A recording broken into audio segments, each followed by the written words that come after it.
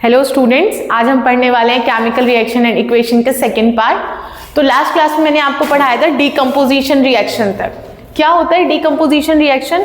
जब एक रिएक्टेंट दो या दो से ज्यादा प्रोडक्ट्स में टूट जाए तो उसको हम कहते हैं डीकंपोजिशन रिएक्शन। इसके अलावा मैंने आपको पढ़ाया था कि डीकंपोजिशन रिएक्शन के तीन पार्ट्स होते हैं: थर्मल डीकंपोजिशन, फोटोलाइटिक डीकंपोजिशन और इलेक्ट्रोलाइटिक डीकंपोजिशन। तो आइए अब हम उसके बारे में डिटेल में पढ़ते हैं। सबसे पहले थर्मल डीकंपोजिशन रिएक्शन के बारे में जानते हैं। तो थर्मल डीकंपोजिशन रिएक्शन क्या होता है? थर्मल से नाम ही सुनकर के समझ आ रहा है कि हीट से रिलेटेड होगा। अब जब किसी डीकंपोजिशन रिएक्शन को आप हीट दे करके करवाते हो, यानी कि आप उसको अलग से हीट, ये जो ट्राइंगल का सिंबल होता है ना, ये हीट का सिंबल है। तो जब आप हीट पास करवा के किसी रिएक्शन को करवाते हो तो उसको हम कहते हैं थर्मल डीकंपोजिशन रिएक्शन। यहाँ पर लिखा भी हुआ है when a decomposition reaction is carried out by heating. आपको ये चीज याद रखनी है कि जब आप डेफिनेशन लिखो तो आप प्रॉपर डेफिनेशन ही लिख करके आएंगे स्कूल में। अब इसके कुछ एग्जांपल्स दिए हुए हैं, आपको पता है इसको हम क्या कहते हैं? कैल्शियम कार्बोनेट और लाइमस्टोन भी कहते हैं हम इसको। आप इसका नाम याद रखेंगे क्योंकि ये बहुत ज्यादा इंपॉर्टेंट है। लाइमस्टोन, कैल्शियम कार्बोनेट और लाइमस्टोन, CaCO3 को जब आप हीट करोगे तो ये बनेगा CaO प्लस CO2। आपको मैंने CaO पढ़ाया था, इसका नाम था क्विक लाइम, और एक मैंने आपको और पढ़ाया था CaOH का होल ट्वाइस, इसको हम कहते हैं स्लेग्ड लाइम। ये आपको तीनों याद रखना है क्योंकि ये तीनों बहुत ज्यादा इंपॉर्टेंट है चैप्टर 1 के लिए, और इन तीनों में से कोई सा भी एग्जाम में क्वेश्चन आने वाला है। तो CaO जो होता है ये आपका होता है क्विक लाइम, और CO2 तो आप जानते हैं कार्बन डाइऑक्साइड। तो CaCO3 को जब मैंने हीट दिया तो ये टूटा CaO और CO2 में। अब फेरस सल्फेट FeSO4, जब आपने इसको हीटअप किया तो ये बन गया Fe2O3 ferric oxide. Ferric oxide कहते हैं इसको। ये नाम आपको थोड़ा सा याद करना पड़ेगा कि इसका नाम क्या है, उसका नाम क्या है, इस तरीके से। और सल्फर डाइऑक्साइड और सल्फर ट्राइऑक्साइड, जब ये दोनों गैसेस रिलीज होती है ना तो ये चॉकिंग स्मेल रिलीज करती हैं, यानी कि थोड़ा से घुटन वाली स्मेल, जब बहुत ज्यादा घुटन हो रही हो ऐसी। तो इस वाली रिएक्शन के दौरान चॉकिंग स्मेल रिलीज होता है। ठीक है, तो ये दोनों हो गए थर्मल डीकंपोजिशन के एग्जांपल। नेक्स्ट है हमारा इलेक्ट्रोलाइटिक डीकंपोजिशन। जब किसी डीकंपोजिशन रिएक्शन को हम करवाते हैं इलेक्ट्रिसिटी पास करवा के तो उसको हम कहते हैं इलेक्ट्रोलाइटिक, जिसका जैसा नाम वैसा उसका काम। तो इलेक्ट्रोलाइटिक डीकंपोजिशन रिएक्शन कैसे होता है? इलेक्ट्रिसिटी पास करवा के। इसका एग्जांपल है वाटर। जब आप वाटर को हीट करेंगे तो ये हाइड्रोजन और ऑक्सीजन में टूट जाएगा। यहाँ पर मैंने बैलेंस्ड केमिकल इक्वेशन लिखा हुआ है, आप भी बैलेंस्ड केमिकल इक्वेशन ही लिखेंगे।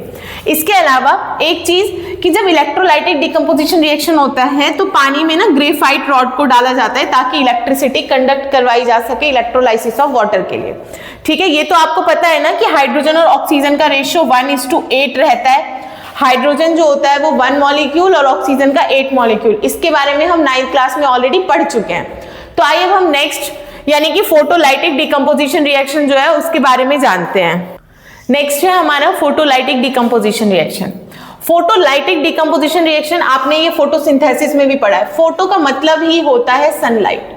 जब कोई रिएक्शन सनलाइट के प्रेजेंस में हो तो उसको हम कहते हैं फोटोलाइटिक डीकंपोजिशन रिएक्शन। यहाँ पे लिखा है when a decomposition reaction is carried out by sunlight it is called photolytic decomposition reaction. अब क्या है इसका एग्जांपल है हमारे पास सिल्वर क्लोराइड और सिल्वर ब्रोमाइड। जब आप सिल्वर क्लोराइड को हीट करेंगे तो ये टूटेगा सिल्वर और क्लोरीन के में, तो इसको हम कहते हैं।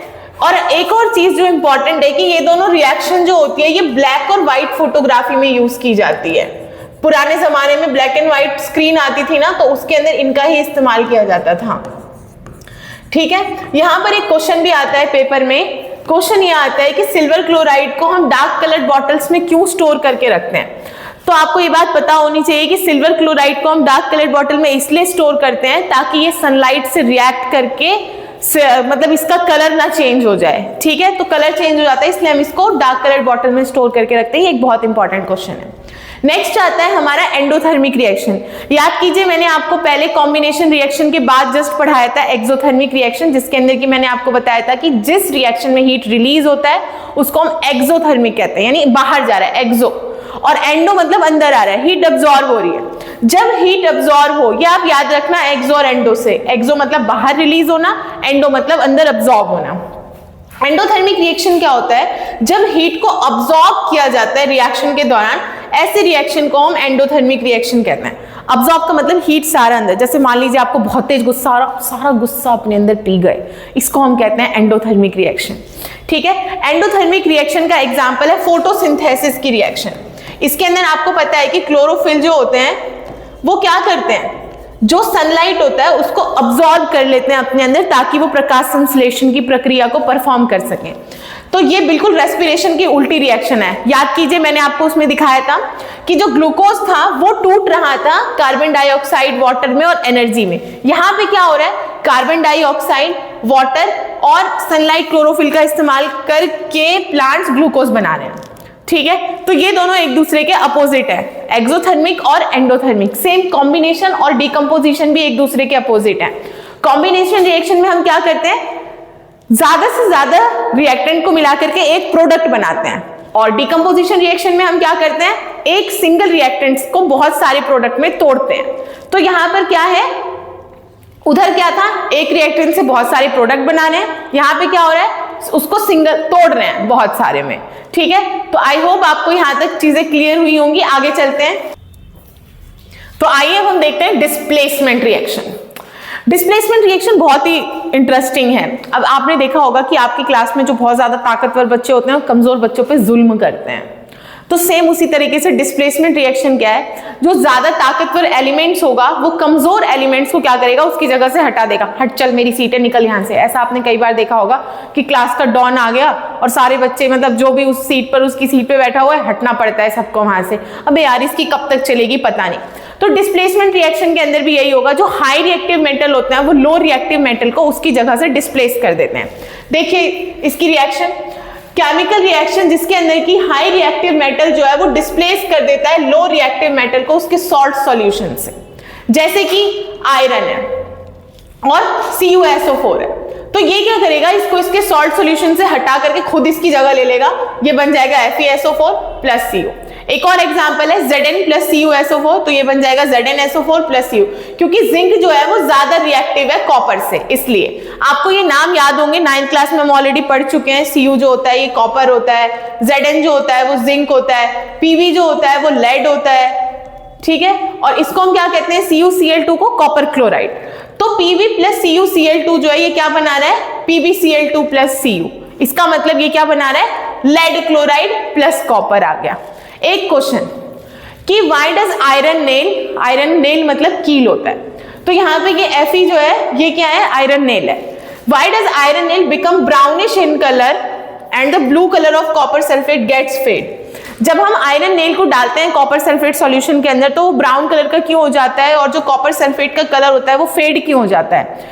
ऐसा इसलिए होता है क्योंकि जो आपको पता है आयरन है वो हाई रिएक्टिव मेटल है, तो क्या करेगा वो कॉपर की जगह ले लेगा। तो यही मैंने लिखा है, आप देखिए ध्यान से, it happens because high reactive iron जो है वो डिस्प्लेस कर देता है लो रिएक्टिव कॉपर को उसके सॉल्ट सॉल्यूशन से। तो ये क्वेश्चन भी आपके एग्जाम में आ सकता है, इसको आप इस तरीके से ही लिखेंगे पेपर में। तो आइए हम देखते हैं रिएक्टिविटी सीरीज। आप कैसे डिफाइन कर पाओगे या डिफरेंशिएट कर पाओगे कि कौन ज्यादा रिएक्टिव मेटल है, कौन कम रिएक्टिव मेटल है, तो उसके लिए मैंने आपके लिए एक ट्रिक बनाई है, जरा देखिए ध्यान से। ऐसे याद कर लेंगे आप, potassium, sodium, calcium, magnesium, aluminium, zinc, iron, lead, hydrogen, copper, mercury, silver, gold, platinum. आसानी से आपको याद हो जाएगा ये। ठीक है, फिर आप डिस्प्लेसमेंट रिएक्शन को सॉल्व कर सकते हैं कि कौन ज्यादा रिएक्टिव है, कौन कम रिएक्टिव है। तो आइए अब हम पढ़ते हैं डबल डिस्प्लेसमेंट रिएक्शन। तो अब आइए अब हम आगे देखते हैं डबल डिस्प्लेसमेंट रिएक्शन के बारे में। तो डबल डिस्प्लेसमेंट रिएक्शन क्या है, मतलब दो बार डिस्प्लेसमेंट हो रहा। इसका मतलब क्या है, आयंस का आदान प्रदान होना, जो इसके पास है वो इसके पास चला जाएगा और जो इसके पास है वो इधर चला जाएगा। ठीक है, तो क्या हो रहा है यहाँ पर, Na2SO4 प्लस BaCl2 है। ठीक है, ये क्या है, सोडियम सल्फेट और बेरियम क्लोराइड है। ठीक है, ये नाम आपको याद रखने पड़ेंगे बेटा, कि ये जो सोडियम सल्फेट है और ये है बेरियम क्लोराइड। तो अब क्या होगा, सोडियम सल्फेट और बेरियम क्लोराइड जो है वो अपनी जगह को आदान प्रदान कर देंगे, ये बन जाएगा बेरियम सल्फेट और ये हो जाएगा सोडियम क्लोराइड। सोडियम क्लोराइड आप लोग डेली खाते भी हो नमक के साथ, ये हमारा कॉमन सॉल्ट है, ठीक है, सोडियम क्लोराइड। अब ये क्या है, सोडियम हाइड्रोक्साइड NaOH, और ये क्या है H2SO4। इन दोनों का क्या होगा, इन दोनों का भी आदान प्रदान हो जाएगा, तो ये बन जाएगा Na2SO4, सोडियम सल्फेट और वाटर H2। तो ये भी क्या है, हमारे डबल डिस्प्लेसमेंट रिएक्शन का एग्जाम्पल है। तो आइए अब हम आगे चलते हैं। अब क्या होगा हमारा, ये है ऑक्सीडेशन और रिडक्शन। ऑक्सीडेशन के नाम से ही पता चल रहा है कि ऑक्सीजन जुड़ रहा होगा। इसके अंदर क्या होता है, या तो आप ऑक्सीजन को जोड़िए या फिर मतलब इक्वेशन में से हाइड्रोजन को रिमूव कर दीजिए, तो वो दोनों ही ऑक्सीडेशन कहलाता है। जैसे कि इस रिएक्शन के अंदर कॉपर ऑक्सीजन यहाँ पे ऐड हो रहा है और ये बन रहा है कॉपर ऑक्साइड। कॉपर ऑक्साइड का कलर क्या होता है, ब्लैक। ये भी पेपर में सवाल आता है कि जब कॉपर ऑक्साइड जो है वो ऑक्सीजन के साथ रिएक्ट करता है तो क्या होता है, तो it will turn to black colour, okay. और इसके अलावा क्या है कि इसको हम सही कैसे करेंगे, इधर देखो कॉपर ऑक्साइड बन रहा है, इसके साथ आप हाइड्रोजन ऐड कर दीजिए तो ये बन जाएगा Cu+H2O। तो ये क्या है, ये है रिडक्शन का एग्जांपल, जिसके अंदर की कॉपर ऑक्साइड के अंदर हाइड्रोजन ऐड हो रहा है, क्योंकि रिडक्शन में क्या होता है, एडिशन ऑफ हाइड्रोजन और रिमूवल ऑफ ऑक्सीजन।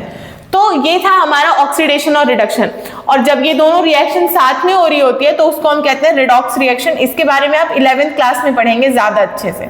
अब क्या होता है हमारे पास कि ऑक्सीडेशन के ना दो एप्लीकेशन होते हैं, एक तो है कोरोजन और दूसरा है रेंसिडिटी। तो सबसे पहले हम जानते हैं कोरोजन क्या होता है। कोरोजन क्या होता है, जब मेटल जो होता है ना वो अपना शाइन खो देता है।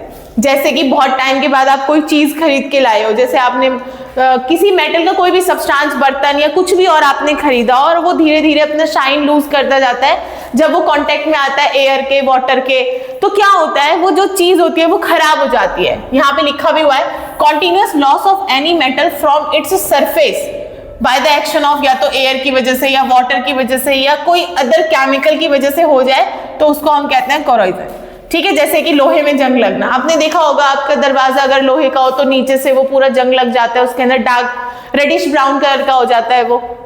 इसको आप कैसे प्रिवेंट कर सकते हो, टाइम पर उस पर ऑयलिंग करके, पेंटिंग करके। गैल्वेनाइजेशन क्या होता है, किसी भी मेटल का कोटिंग लगा देना, कोटिंग ऑफ अदर मेटल। दूसरे मेटल्स का जब हम उसके ऊपर कोट कर देते हैं तो फिर वो बच जाता है, वो खराब नहीं होता, ठीक है। इसके अलावा आप उसके ऊपर रबर या फिर प्लास्टिक लगा दीजिए, तब भी वो खराब नहीं होगा। तो इस तरीके से आप कोरोजन से प्रिवेंट कर सकते हैं। अब हम देखते हैं रेंसिडिटी क्या होता है। रेंसिडिटी मतलब जो आपका खाना है वो ऑक्सीडाइज्ड होकर खराब हो जाता है। तो रेंसिडिटी के अंदर क्या है, जब खाने में फैट और ऑयल होता है और उसको आप बहुत टाइम तक ऐसे ही छोड़ दोगे, जैसे मान लीजिए गर्मी के टाइम में ऐसे ज्यादा होता है क्योंकि तब मॉइस्चर ज्यादा होता है, तो उस दौरान क्या होता है, खाना बहुत जल्दी खराब होता है, ड्राई टाइम होता है। तो उसमें क्या होता है, अगर आपने सब्जी छोड़ी है वो खराब हो जाती है शाम तक, दूध फट जाता है। तो ये सारी चीजें क्या होती हैं, ये रेंसिडिटी कहलाती है। आपने देखा होगा ब्रेड के अंदर फंगस लग जाता है, स्मेल आने लग जाता है खाने से। तो क्या होता है, खाना जो होता है वो ऑक्सीडाइज हो जाता है और they become rancid and their smell and taste change, उसका टेस्ट भी चेंज हो जाता है। तो उसको प्रिवेंट कैसे कर सकते हो, उसको प्रिवेंट करने के लिए आपने देखा होगा आपके घर में आपकी मम्मी या पापा या आप खुद भी खाने को उठा के आप फ्रिज में रख देते हो, उसको हम गर्म करते रहते हैं टाइम टू टाइम। तो क्या होता है, या तो हमें रेफ्रिजरेशन यूज करना है या फिर फूड को हमें एयर टाइट कंटेनर में रखना है। नाइट्रोजन पैकेट वाला फूड जो होता है, आप जैसे चिप्स, कुरकुरे, ये सब इतने टाइम तक कैसे टिक पाते हैं, क्योंकि उन पैकेट्स के अंदर नाइट्रोजन होता है, इसीलिए वो खाना रुक पाता है। इसके अलावा या फिर आप खाने के अंदर एंटीऑक्सीडेंट्स ऐड करिए। एंटीऑक्सीडेंट्स क्या होता है, जैसे कि शुगर, जैसे मुरब्बा बनाया जाता है, जैम, तो उसके अंदर बहुत ज्यादा अमाउंट में शुगर ऐड किया जाता है। या फिर हम अचार बनाते हैं, आप सबके घर में आम का अचार, नींबू का अचार, मिर्च का अचार, हर चीज का अचार आपके घर में बनता होगा। तो अचार के अंदर क्या करते हैं, बहुत ज्यादा ऑयल और हम उसके अंदर बहुत ज्यादा सॉल्ट ऐड कर देते हैं ताकि वो जो है वो प्रिवेंट हो सके और खराब ना हो बहुत जल्दी। तो ये चैप्टर आपका यहीं पर कंप्लीट होता है। नेक्स्ट क्लास में हम मिलेंगे इंपॉर्टेंट क्वेश्चंस के साथ। बाय।